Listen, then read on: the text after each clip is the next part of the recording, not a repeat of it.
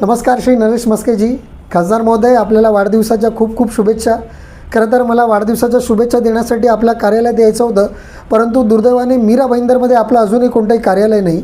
आपल्याला कदाचित आठवत नसेल, पण 2024च्या लोकसभेमध्ये आपण या ठाणे लोकसभा मतदारसंघातून खासदार म्हणून निवडून आलात आणि त्या ठाणे लोकसभा मतदारसंघाचा एक भाग मीरा भाईंदरसुद्धा आहे. या मीरा भाईंदरच्या नागरिकांनीसुद्धा आपल्याला वोट दिलं. खासदार महोदय, आपल्याला नाही म्हटलं तरी महिन्याला 2 ते 2.25 लाख सरकारकडनं अधिकृतरित्या वेतन होतं.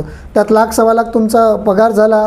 60,000 ते 70,000 मला वाटतं कार्यालयीन भत्ता आहे, दैनंदिन भत्ता, असे वेगवेगळे भत्ते आहेत जे जवळजवळ 2-2.25 लाख आपलं मासिक वेतन सरकारकडनं अधिकृतरित्या येतं.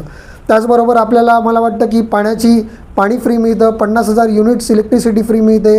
त्याचबरोबर तुम्हाला प्रवासाचा जर खर्च म्हणायचं झालं तर विमानसेवा काही अंशी आपल्याला फ्री आहे. रेल्वे प्रवास पूर्णपणे मोफत आहे. आपल्याला गाडीने जरी जायचं झालं तर त्याचासुद्धा इंधन भत्ता तुम्हाला मिळतो.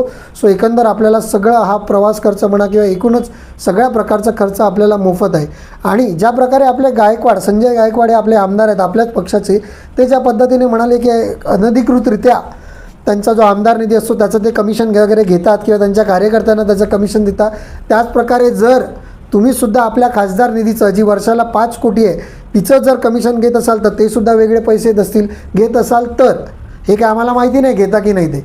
मात्र एवढं सगळं असूनसुद्धा जर मीरा भाईंदरकरांसाठी आपल्याला एखादं कार्यालय आज 2 वर्ष जवळजवळ होत आली तरीसुद्धा ओपन करता येत नसेल, चालू करता येत नसेल, तर कृपया करून यासोबत आम्ही तुम्हाला युवक काँग्रेसतर्फे एक पत्र देत आहोत.